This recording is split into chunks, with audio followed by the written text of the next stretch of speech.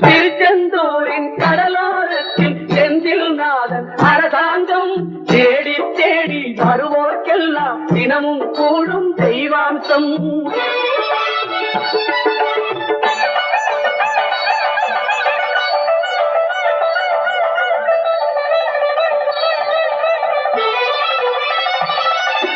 கோவிலின் அருகினில் கூடிய கூட்டங்கள் தலையா கடல் அலையா,